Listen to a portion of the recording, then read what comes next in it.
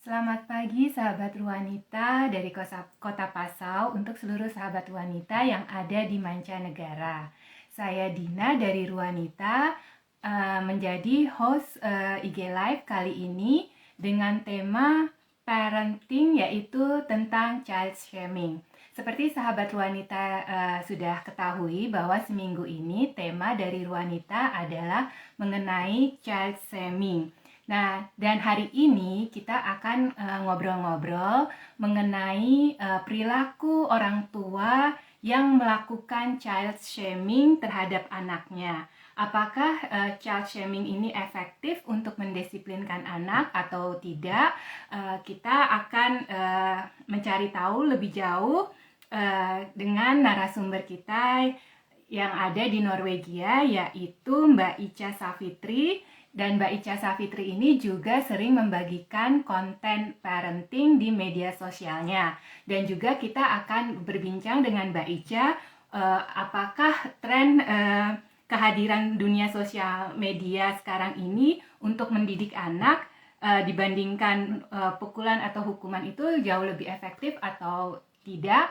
Dan kita sekarang akan mengundang Mbak Ica untuk ngobrol tentang child shaming ini selama 30 menit ke depan. Untuk itu, sekarang saya undang Mbak Ica untuk hadir bersama kita. Sebentar ya, saya undang.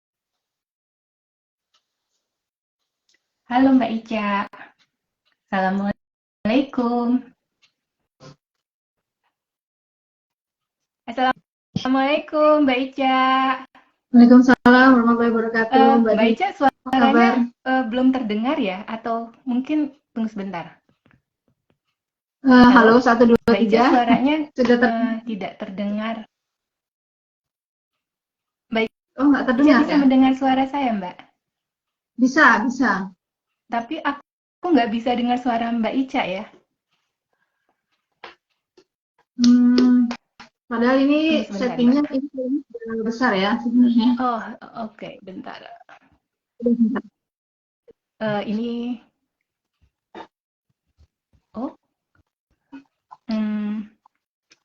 bentar ya. Ini suaranya udah pol, tapi bagaimana caranya untuk supaya suaranya jalan? Bentar ya Mbak Ica ya. Ini ada kendala teknis di tempat wanita. Bentar Mbak. Eh, bentar. Ya, nggak tahu apakah teman-teman yang Mana ini ya? join dari saya bisa mendengar. Oh, Saya juga nggak tahu ini. setting.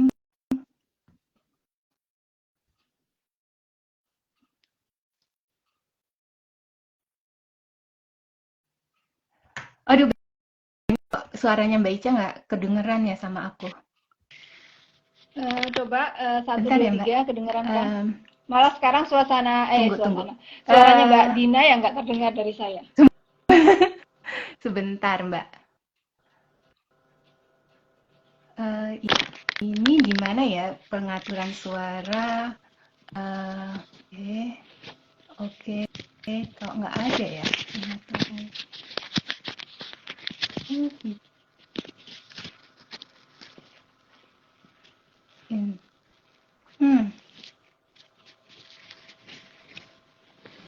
Kok nggak bisa ya? Ini suaranya dikecilkan tapi bagaimana ya? Sekarang saya sudah pakai earphone. Apakah terdengar? Aduh Mbak Ica, maaf ini suaranya ada sedikit kendala. Ini gimana nih? Iya, saya sekarang sudah HP-nya. pakai earphone ya. Apakah terdengar sekarang? Oke. Nggak Mbak terdengar Ica udah juga. dengar suara saya? Dari awal kedengeran, Mbak. Dari awal sudah terdengar. Kok suaranya Mbak Ica masih nggak kedengeran ya? Waduh. Halo? Eh, halo? Mbak Ica? Mbak Iya, dari awal Ica saya bisa kedengeran? mendengar, Mbak. Dengeran. Suara Mbak Ica saya nggak dengar. Nah, kenapa ya kok kayak gitu ya? Saya juga Coba nggak tahu bentar nih. ya. suaranya Mbak Ica. Mbak Ica bisa dengar? Bisa dengar, dengar. Nah, oke. Sekarang udah kedengeran suara Mbak Ica. Aduh, sahabat Ruanita, mohon maaf, ini ada kendala teknis di akun Ruanita. Mohon maaf Mbak Ica dan sahabat Ruanita sekalian. Oke, kita mulai. Assalamualaikum Mbak Ica. Waalaikumsalam Apa warahmatullahi kabarnya? wabarakatuh. Alhamdulillah Apa baik. kabar nih Mbak Ica? Alhamdulillah baik, Mbak. Kedengeran ya sekarang ya? Oh ya, sekarang terdengar juga. Mohon maaf tadi Alhamdulillah. ada kendala teknis Nggak di apa-apa. sini. Gimana cuaca Mbak Ica di Norway? Di tempat saya alhamdulillah baik ya, sekarang cerah. Setelah beberapa hari yang lalu kan ada badai namanya Hans itu di selatan Norwegia, tapi sekarang alhamdulillah sudah cerah, sudah banyak turis juga di kota saya, jadi banyak orang jalan-jalan juga gitu. Oh, oke. Sama sih di sini juga cerah sekali, mataharinya terang benderang gitu. Cuman mungkin Alhamdulillah. kalau di Norway mungkin kalau musim panas ini ya juga tetap mungkin sejuk gitu ya, nggak panas banget ya Mbak Eka ya. Iya, kalau menurut perakiraan sih katanya maksimal hari ini tuh 19 sampai 20 derajat Celcius. Oh, Ya oke. masih sejuk juga lah Iya, ya. Dan tapi enak. ini kan juga musim panasnya sudah mulai berakhir ya, Mhm. hampir berakhir gitu. Jadi memang sudah waktunya agak-agak dingin lagi gitu. Oke, terima kasih Mbak Ica. Mbak Ica bisa sebelum kita mulai, Mbak Ica perkenalkan diri dulu Mbak Ica. Tinggal di mana di Norwegia, di kota apa, terus sudah berapa lama tinggal di Norwegia, kemudian juga aktivitasnya Mbak Ica sehari-hari. Ya, sebelumnya saya mengucapkan terima kasih kepada Mhm, Ruanita ya, kepada mhm, Mbak Dina dan juga beberapa hari yang lalu tuh Mbak Ana yang sudah menghubungi saya untuk mengisi IG live bersama Ruanita. mhm. Saya merasa terhormat ya, meskipun saya ini sebenarnya bukan psikolog ya, juga tidak punya pengalaman parenting yang profesional seperti itu. Tapi saya adalah seorang ibu dari satu orang Mhm, anak laki-laki yang insya Allah nanti umurnya akan masuk ke 17 tahun. Ya, mhm, saya berprofesi sebagai ibu rumah tangga, mhm, tapi saya juga suka menulis dan mhm, beberapa buku saya juga mhm, bisa ditemukan ya di toko-toko mhm. buku di seluruh Indonesia. Saya suka menulis tentang resep masakan yang Oh, sering saya oke. juga share di Instagram juga tentang artikel-artikel Islami, tentang parenting juga sebenarnya tentang Oke. traveling. Jadi apa yang bisa saya tulis deh gitu ya. Jadi saya tinggal di Norwegia ini bersama keluarga saya, suami dan anak saya di kota namanya Haugesund, kota di barat daya Norwegia. Mhm, Itu sekitar 1 jam ya penerbangan dari dari kota Oslo, mhm, ibu kota Norwegia. Kami di sini sudah hampir 14 tahun ya, sejak Desember 2009 mhm. di kota yang sama dan ya di rumah yang sama. Dan sepertinya belum ada rencana untuk melanjutkan perpindahan gitu ya. Jadi mungkin akan tetap berada di sini untuk waktu Tidak yang belum ditentukan ditentukan. gitu. Iya. Iya, Ternyata Mbak. betah ya Mbak Ica ya? Di Norwegia, Norwegia sepertinya betah sekali. Ya, Lama dibetah-betahin lah 14 ya. tahun.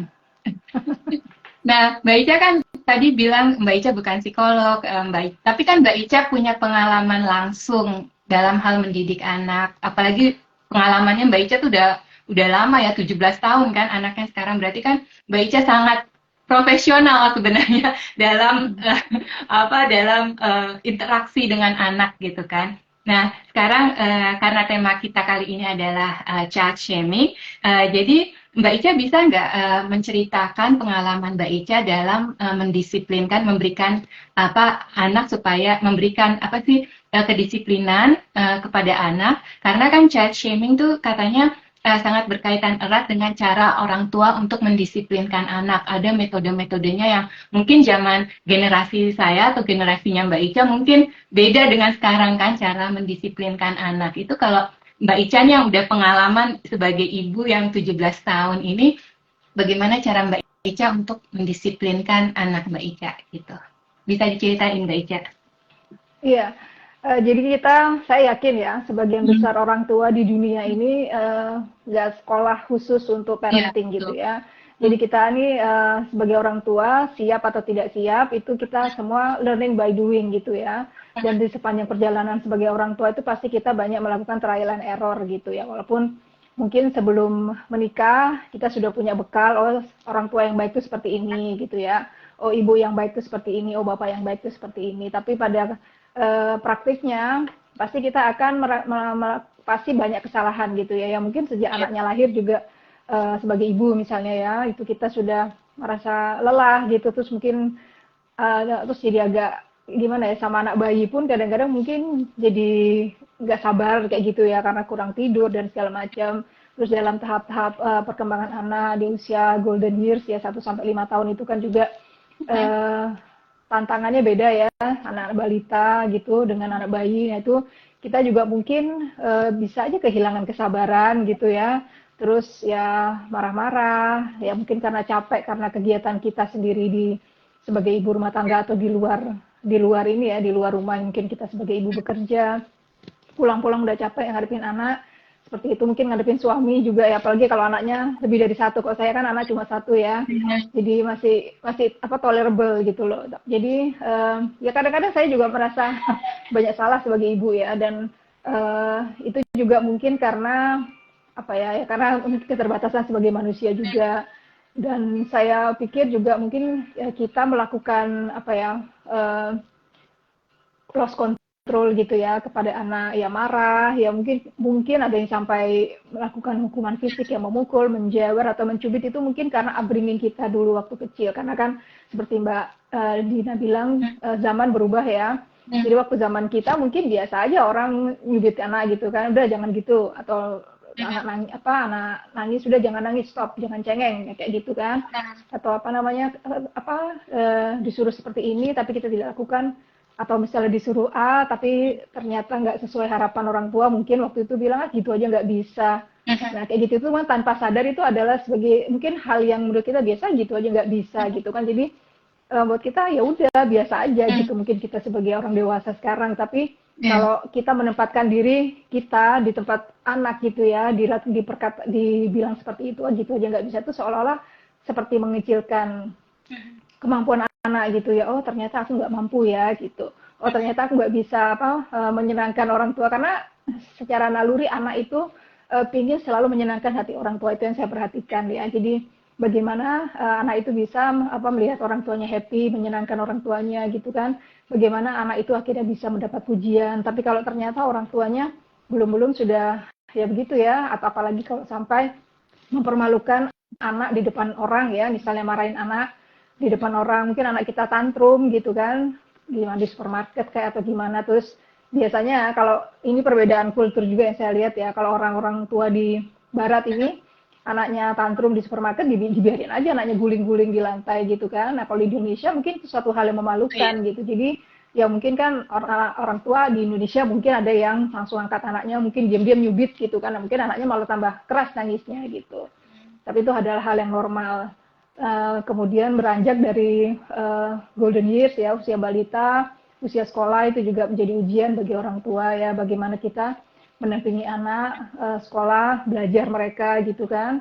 Mungkin kita bisa ada kesempatan membantu PR mereka gitu kan, atau saat mereka menjalani ulangan tapi ternyata hasilnya kurang sesuai dengan harapan. Nah, itu kan juga, ini kok kayak nilaimu segini sih, ini kan padahal gampang gitu kan. Nah, anak itu ada yang berbesar hati menerima dia gagal gitu, tapi ada juga anak yang merasa terbebani gitu, bahwa aku tidak boleh gagal, seperti itu. Jadi ada orang tua yang memasang target seperti itu kan. Nah, ketika targetnya itu tidak tercapai oleh anak, mungkin karena dia sendiri dulu mungkin punya target pribadi ya. Oh, aku sukses nih sebagai orang tua nih, sebagai pribadi. Misalnya dia sekolahnya tinggi gitu kan, aku selalu juara kelas gitu. Aku juga mau anakku harus kayak gitu. Nah, itu kan itu kita cerita misalnya sama anak gitu. Nah, ketika kita cerita misalnya, oh bunda dulu tuh juara 1 terus, nggak pernah juara 2 misalnya, itu kan bisa jadi beban juga buat anak. Walaupun mungkin maksud kita adalah memotivasi anak gitu, bahwa ayolah kak, bunda bisa kok, masa kamu nggak bisa gitu. Jadi memang kadang-kadang itu tanpa sadar gitu kita lakukan, ringan aja gitu ya. Ya apakah itu tadi perbedaan pola pengasuhan pada kita, mungkin tanpa sadar ada luka masa lalu yang kita pendam gitu ya, mungkin oh dulu orang tuaku seperti itu, tapi tanpa sadar kita juga melampiaskannya kepada anak kayak gitu kan ya, mencubit atau hukuman fisik lain, atau orang tuanya juga suka membuli anak ya, yang membuli anak itu tadi gitu aja nggak bisa, atau misalnya dibanding-bandingkan dengan saudaranya, itu kakakmu tuh bisa juara satu kok, masa kamu nggak bisa gitu, atau misalnya kata-kata anak laki harus kuat, nggak boleh nangis gitu. Nah ketika anak nangis yaitu kamu nggak boleh nangis gitu. Jadi ya istilahnya jadi anak kan merasa apa ya, oh ya aku harus seperti ini, aku harus seperti itu gitu. Jadi ya itu tanpa sadar aja sih kita lakukan sebagai orang tua ya. Kadang juga kita nggak sadar ini sudah bukan zamannya istilahnya main fisik sama anak gitu ya, bahwa kita juga harus menghormati perasaan anak kan, sebagaimana kita ingin dihormati sebagai orang juga gitu Mbak Dina. Ya, berarti juga kalau dari penuturannya Mbak Ica, child shaming ini ternyata juga nggak efektif ya untuk mendisiplinkan anak, karena itu akan berpengaruh kepada mental emosionalnya ya. Seperti tadi Mbak Ica bilang, kok aku seperti nggak dihargai, kok aku nggak orang tuaku kok seperti ini. Padahal kan anak itu berusaha untuk menyenangkan hati orang tuanya, dan juga tapi ternyata orang tuanya salah juga gitu. Jadi kayak ada komunikasi yang nggak ini ya Mbak Ica ya, nggak match gitu ya, karena cara anak mengungkapkan sayangnya itu orang tua kadang-kadang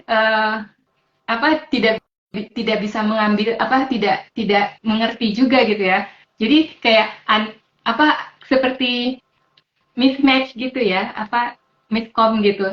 Jadi penting untuk orang tua untuk mungkin belajar untuk mengkomunikasikan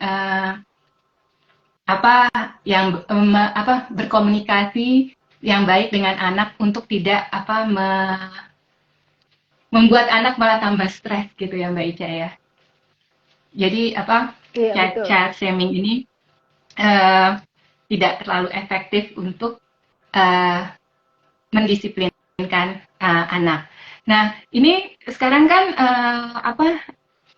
media sosial ini kan, apalagi di Indonesia ya, orang Indonesia itu kan media sosial banget ya Mbak Ica ya. Terus di media sosial tuh banyak orang tua yang membagikan tips-tips parentingnya, dan juga banyak ada nih seorang ahli yang berkata bahwa kehadiran media sosial ini berpengaruh pada perilaku orang tua dalam melakukan child shaming. Misalnya konten-konten anak seperti parenting, tips-tips anak, tips-tips untuk mendisiplinkan anak yang secara tidak sadar juga ternyata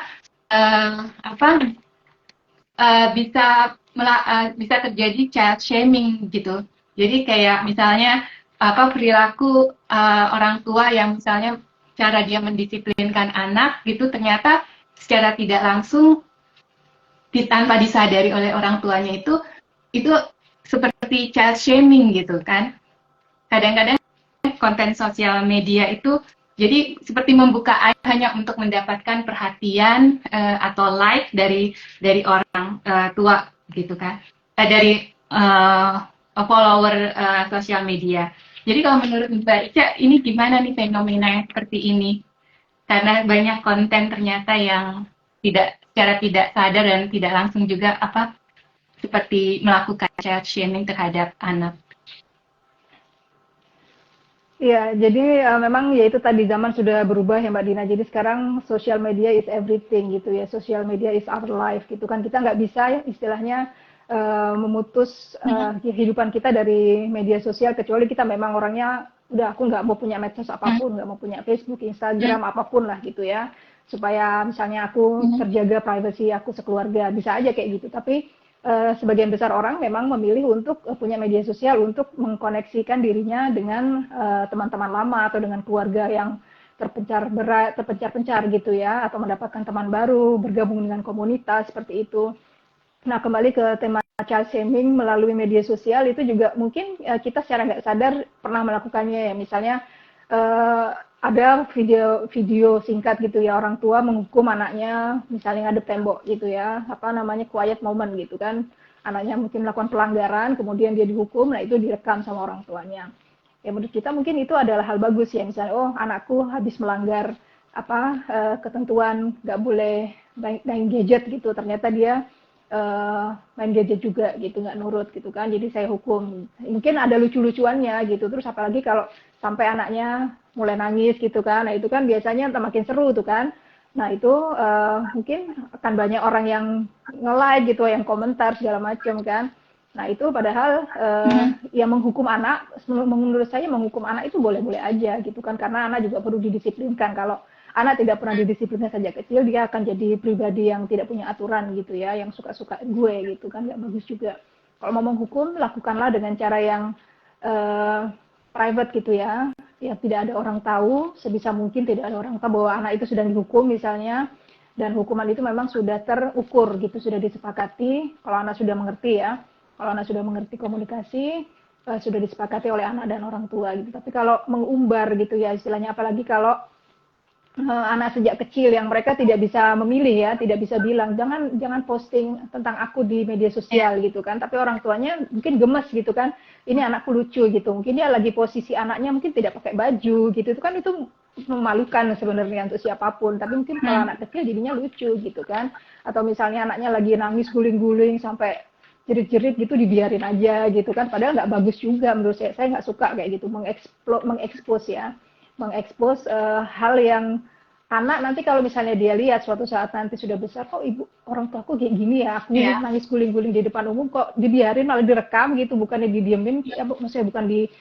maksudnya disuruh diem atau gimana gitu. Nah itu memang hal yang menarik gitu kan, semakin heboh media sosial ini, semakin netizen ini semakin senang kan ada hal-hal yang kontroversial gitu. Jadi ya boleh lah kalau kita mau misalnya penghamba like gitu ya, penghamba follower, tapi dengan cara yang apa namanya, dengan cara yang benar lah gitu ya. Kalau memang misalnya mau berbagi tentang parenting atau misalnya menunjukkan kehidupan kita dengan anak ya, bagaimana itu ya yang baik-baik saja lah gitu. Kalaupun ada hal-hal yang kurang baik itu ya kalau bisa ditutupin, nggak, kita juga bukan selebriti gitu ya, kecuali selebriti. Tapi kalau kita juga, saya sendiri secara pribadi, kalau ada selebriti yang terlalu mengumbar apa anaknya lagi makan atau anaknya lagi ganti popok misalnya, nah kayak gitu tuh saya juga nggak suka gitu, atau anaknya tiba-tiba di prank terus orang tuanya happy seneng-seneng, nah itu saya juga nggak senang gitu. Jadi apa, kita sendiri lah yang bisa menyaring dan kita sendiri yang bisa menentukan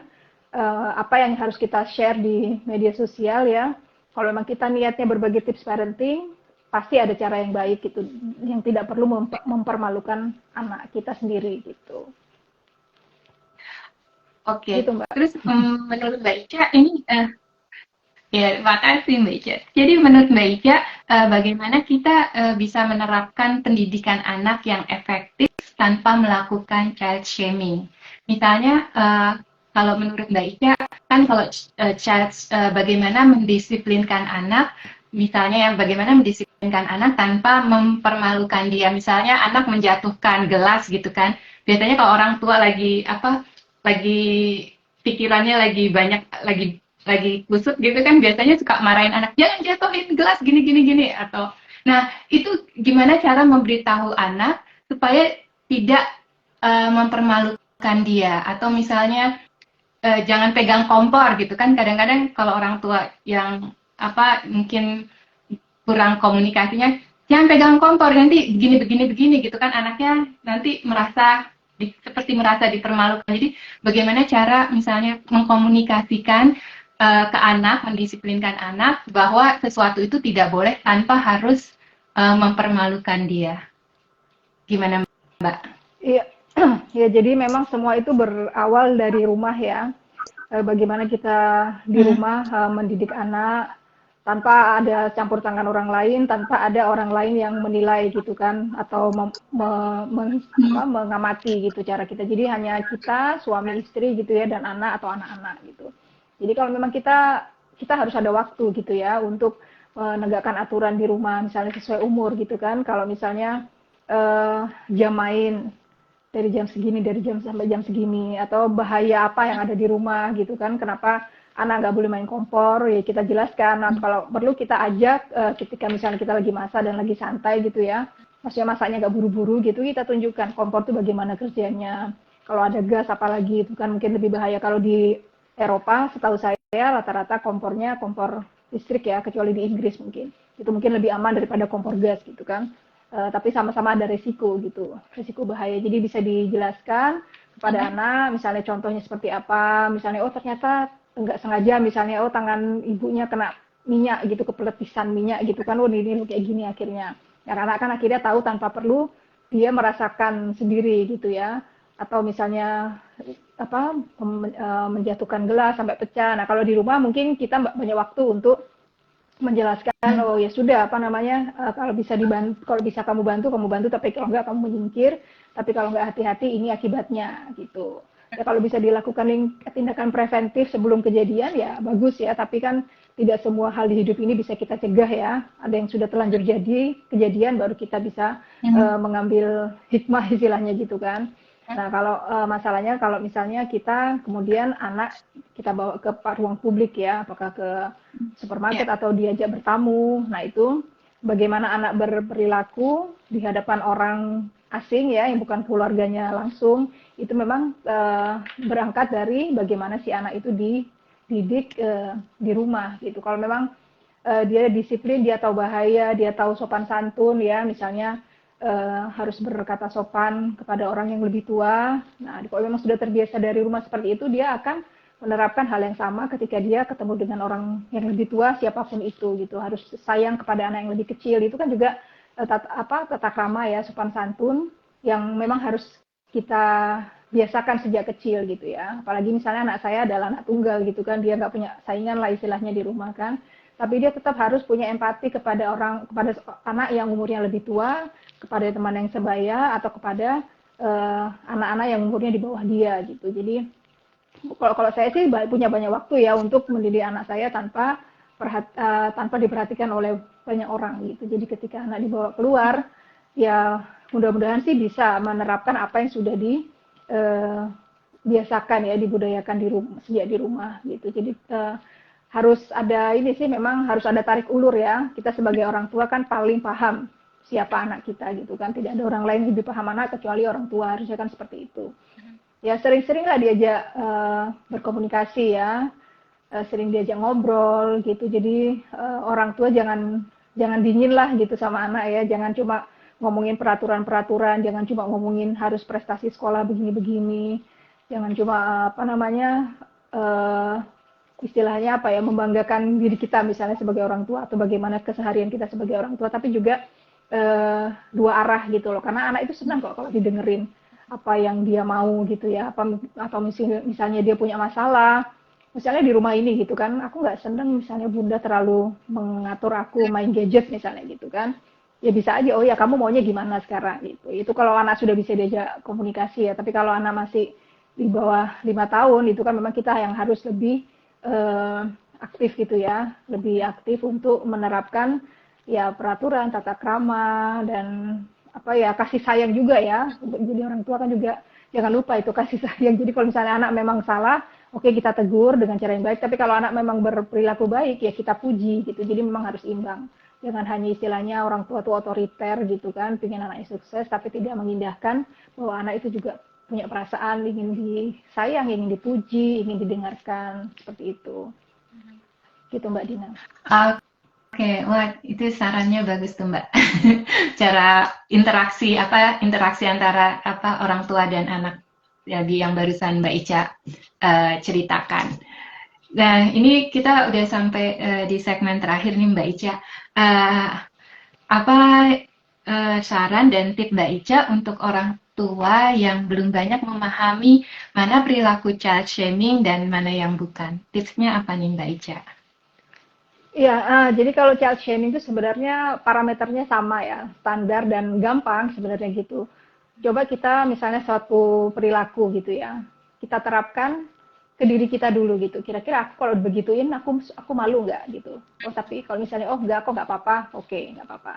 Tapi kalau misalnya jelas-jelas, misalnya mengumbar aibnya anak gitu ya, untuk lucu-lucuan aja gitu, kira-kira aku mau nggak ya kalau digituin. Terus nanti kalau misalnya media sosialku ini masih ada, atau misalnya anakku ini nanti pada saat dia sudah besar, dia melihat gitu kan, mungkin media sosial itu masih ada, atau mungkin ketemu dengan orang dengan orang Iya. teman-teman orang tuanya gitu ketika dia sudah besar, terus dia diingatkan kamu tuh dulu gini loh, apa ya istilahnya kalau misalnya oh dulu kamu pipis tuh di depan kita semua. Nah, itu kan Ya, ya mungkin orang aib. tuanya waktu itu loh ya, itu kan aib gitu ya. Nah, kira-kira bagaimana gitu kita ya kalau kita oke, ya oke. Tapi kalau misalnya aku nggak mau digituin, nah itu nggak bener. Nah itu sebenarnya kembali ke kita sendiri, kita mau nggak kok dibegitukan. Dan satu lagi, kalau anak sudah bisa dimintai persetujuannya, alangkah baiknya kalau media sosial ini ya, di era media sosial kan, sebelum kita memposting sesuatu, apakah itu foto, apa video, atau sekadar misalnya cerita kita dengan anak gitu ya, misalnya anak curhat atau apa, oh ini bagus nih, hikmahnya bagus nih kalau misalnya aku share di media sosialku gitu kan, mungkin bisa jadi apa pembelajaran juga buat orang-orang tua yang lain. Nah, kira-kira anak kita menyetujui nggak misalnya ya dirinya diekspos atau ceritanya dia diekspos gitu, kok dia misalnya anak itu sudah cukup dewasa untuk diajak ngobrol ya, dan anak oke, ya oke. Tapi kalau bilang aku nggak mau wajahku ada di media sosial lagi, ya udah kita coba hormati saja gitu. Jangankan sampai child shaming ya, anak kan juga sekarang mungkin malu gitu ya, aku nggak mau lah terlalu sering misalnya muncul di media sosial orang tuaku gitu. Kayak anak saya juga sampai sekarang dia nggak pernah, belum punya media sosial apapun gitu ya. Hampir umur 17 tahun. Padahal anak lain mungkin ada yang punya Twitter, ada yang punya apa segala macam belum. Jadi ya itu apa, kita harus ya menghargai perasaan anak sebagaimana kita juga ingin dihargai ya perasaan kita oleh anak dan oleh siapapun lah gitu. Oke, jadi Mbak Ica ini kalau bisa saya simpulkan ya Mbak Ica dari obrolan kita bahwa anak itu perlu untuk diajak bicara untuk sebagai orang tua tahu cara berkomunikasi yang baik dengan anak dan jangan sebagai orang tua tadi seperti yang Mbak Ica bilang jangan cuma ngomong peraturan karena anak juga punya perasaan ya Mbak Ica ya punya keinginan dia sendiri punya pemikiran dia sendiri dan juga jangan membandingkan kita dengan anak gitu oh bunda atau ayah bisa begini masa kamu nggak bisa gitu ya tadi Mbak Ica bilang jadi jangan juga membandingkan anak dengan diri kita. Terus kemudian juga kita juga perlu mengukur perilaku ya dalam arti kita mau nggak dalam child shaming ini suatu perilaku apakah perilaku ini kalau diterapkan ke kita suka apa enggak gitu. Kita juga harus lihat parameternya seperti itu. Jadi kita lihat ke diri kita sendiri ya kalau perilaku seperti ini apakah kita mau gitu kan yang Mbak Ica ya diperlakukan seperti ini. Dan juga kalau untuk medsos kalau uh, untuk anak yang sudah bisa misalnya diajak bicara gitu seperti anaknya Mbak Ica yang sudah remaja mungkin perlu untuk bertanya ya Mbak Ica ya meminta izin ke anak ini boleh nggak untuk di-share di media sosial jangan hanya karena ini isunya parenting baik untuk semua orang terus tanpa persetujuan anak diposting gitu aja ya Mbak Ica ya di media sosial. Nah, itu kesimpulan yang saya dapat dari bincang-bincang kita kali ini dengan Mbak Ica yang juga sering membagikan konten parenting di